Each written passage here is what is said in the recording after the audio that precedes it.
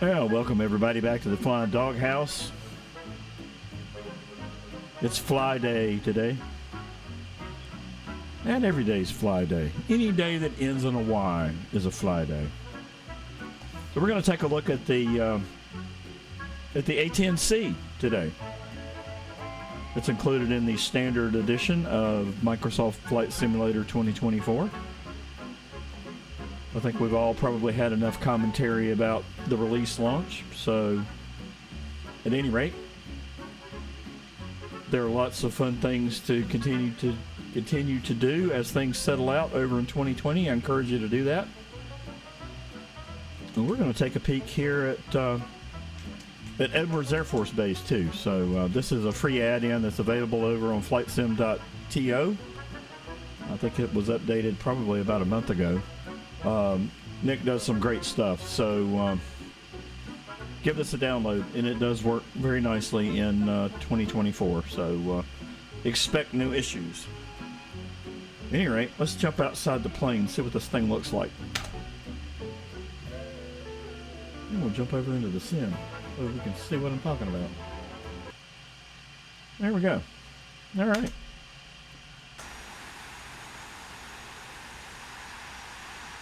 So one of the things that I have been playing around with in 2024 is really trying to get all my peripherals working and then adjusting sensitivities and such.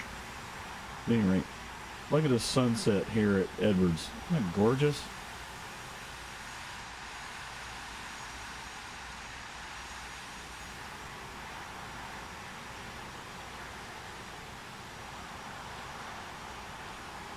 Yeah.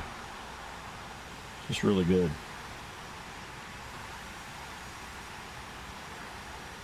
Okay, let's jump back in the cockpit. A couple things I want to show here. So, trying to cover everything that's new in Microsoft Flight Simulator 2024 is a bit like trying to eat an elephant with a plastic fork.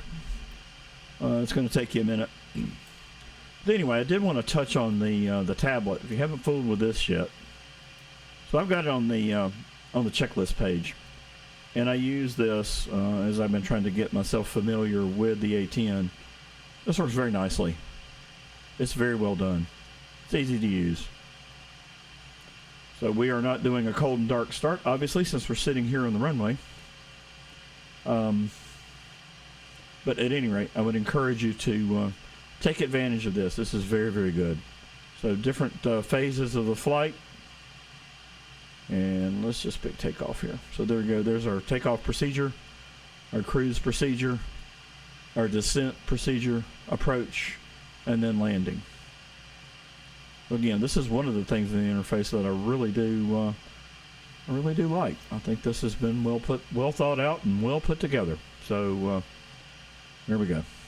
Let's get this stowed. The other thing that you're going to make sure that you want to do here is check your controls. In a lot of ways, I think this works well too, right? So hitting the controls tab at the top. Let me just take a peek here and make sure that we've got what we want. And again, this is divided up based on the peripheral. So you've got settings for mouse, keyboard, any detected peripherals. So this is my joystick. I have rudder pedals. I have a SciTech and a throttle quadrant Airbus variety controller as well. So I use those depending on what I'm flying. But anyway, just make sure that you got your things in order. And I have gone in and created some customs.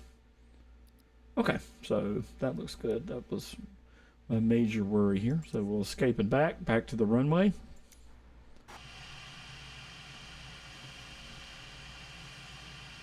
All right, I think we're ready. Let's roll. Run them up.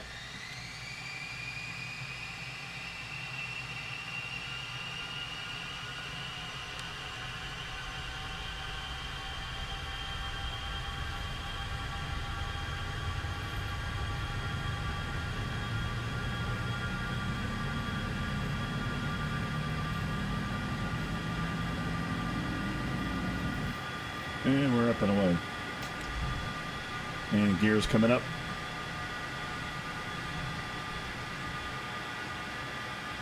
And to say this is maneuverable is an understatement.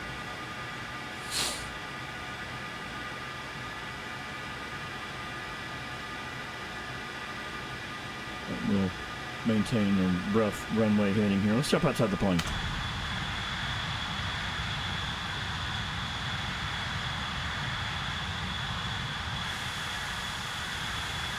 It looks good.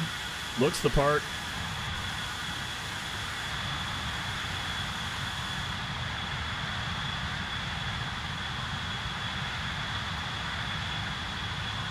Back in the bird.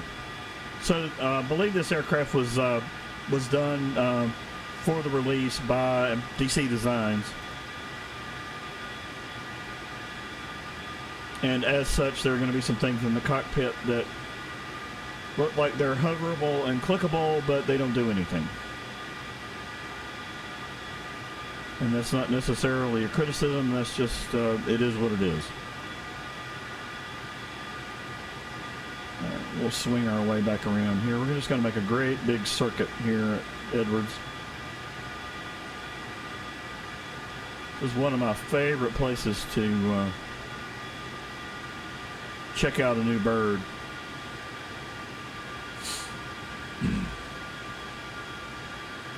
So I really am digging the new physics model. It's kind of nice to get jostled around a little bit.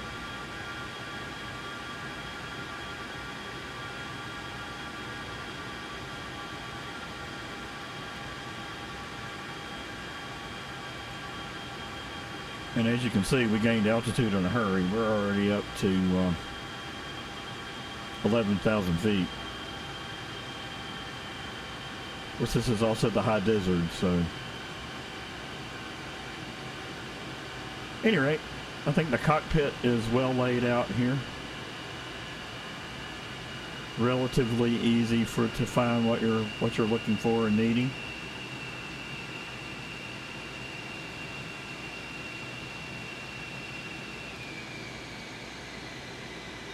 We'll start making our way back down toward Mother Earth.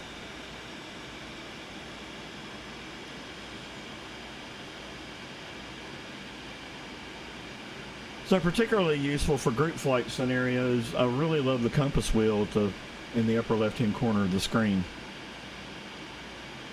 with all those fun mappy kinds of things included.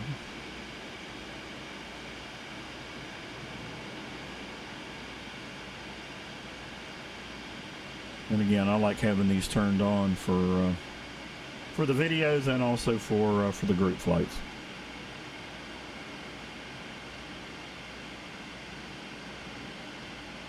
And as you would expect, since we're grabbing data from the cloud, sometimes things right now are disappearing out of the compass wheel.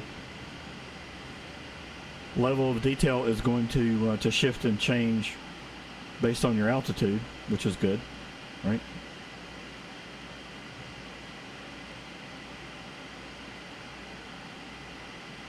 All right, as far as maneuverability is concerned here, let's get some horsepower and do some fun things. We'll see how it behaves on an aileron roll. We got plenty of altitude here.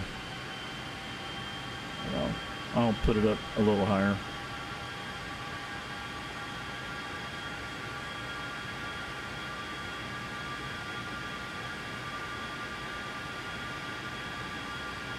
Okay. All right, let's see what we got in terms of responsiveness on the aileron roll. Here we go.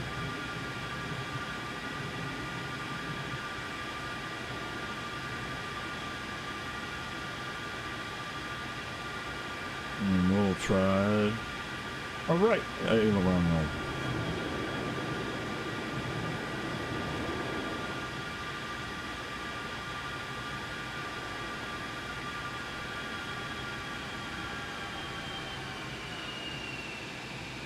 Alright, so if you're looking for, authenticity, I guess you probably should be barking up the DCS tree.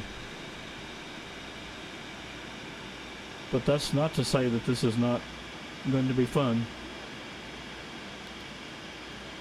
I'm planning on using this in the group flight. We'll probably do something from Edwards to China Lake, and then maybe run the Star Wars Canyon route.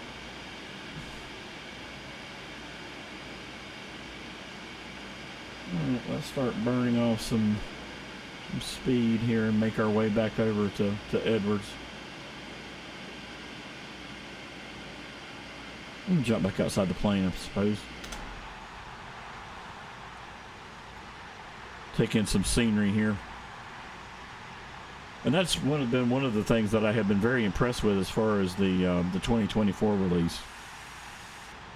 Is the terrain stuff is it's just awesome. And it's awesome on non-state-of-the-art hardware like I'm running.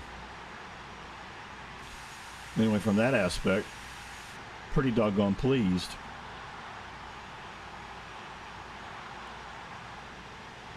I am missing some planes out of the that were purchased from the store for 2020, so I am anxiously awaiting those being available to me again. Particularly missing my Beach 17 and 18.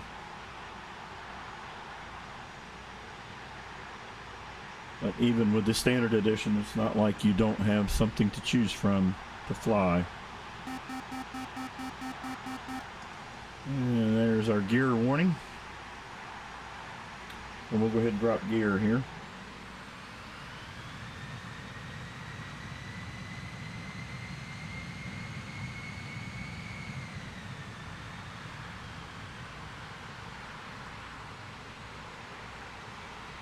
But again, as I mentioned earlier, this is not going to be, real world in terms of fidelity.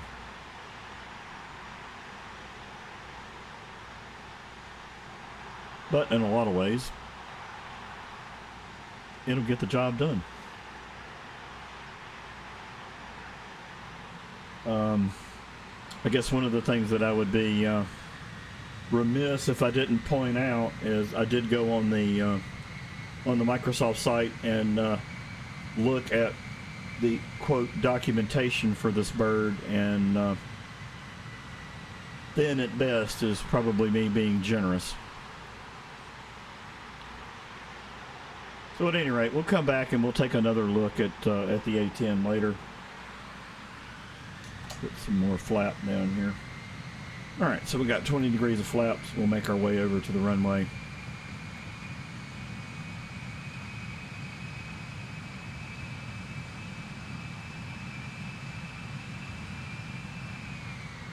And we probably need to get woed up here. We're going too fast. That's always the fun thing about the videos, right? So you're thinking about what you're going to say in the video, and you're trying to fly the plane, and you're also, by the way, doing video production and screen switching and all those other fun things. But that's what makes YouTube fun.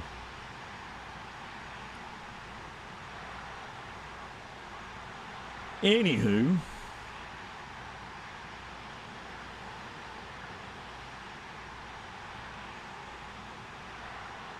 I think one of the things that has probably been the biggest challenge for me is just going through the process of getting all of my controllers working. Because some things are different. Once you get used to the interface, it's fine. But it is definitely a departure from what we were used to in 2020 for sure. Alright, here we go. Got ourselves lined up here. We're still going way too fast.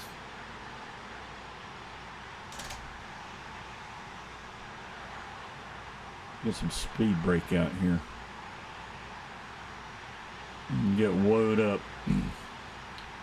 Technical term for slow down. Alright, here we go. And again, I'm just showing the plane off today, so take that for what it's worth.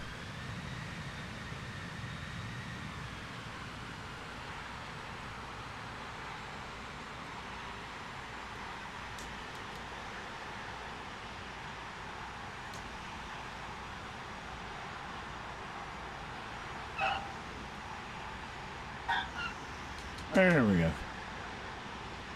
That'll be good enough for government work. Again,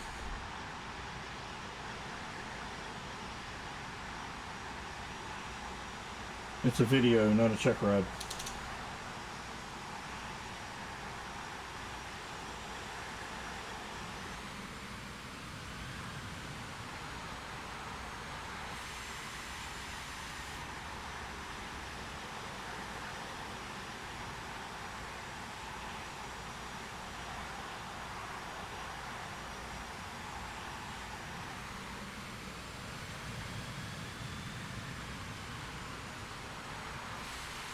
Make our way over to the airfield here, and we can change the time of day and jump out of the plane and have a little bit of a peek.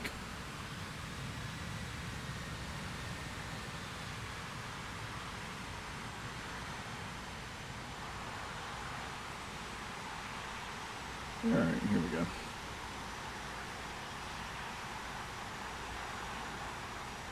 So there are static aircraft on the ground here. A lot of work done on the ground markings and the hangars and placement of stuff.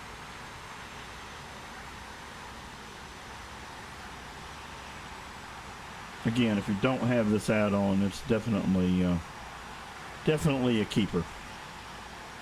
Go up here and change time of day.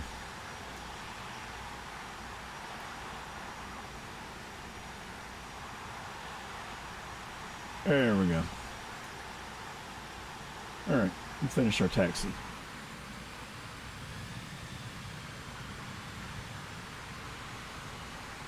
So there's some C-17s on the ground here. There's some fighter aircraft kind of scattered here and yon. There's a section of the base that's dedicated to NASA and flight research, and that's on the backside.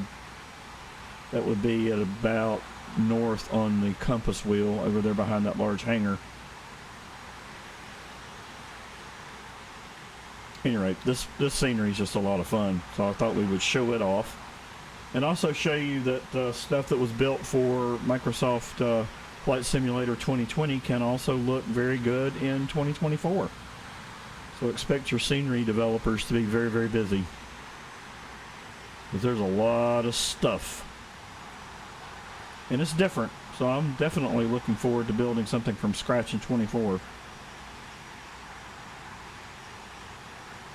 In any rate, I'm just trying to expedite our taxi here.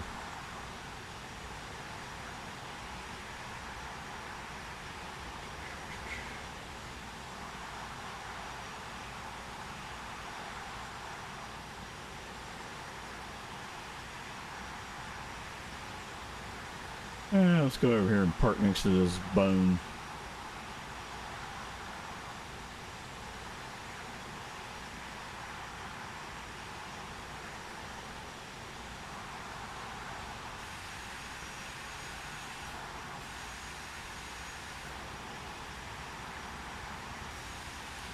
This is just very, very well done. Oh, the B-52 too.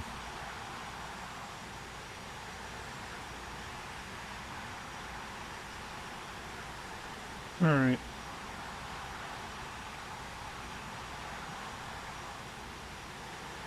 We'll park right here, well out of our swim lane with the B-1 next to us. All right, we'll jump back inside the aircraft here for just a minute. At any rate, there aren't any real surprises here either. Again, patience is the key. Follow the checklist, and you should be just fine.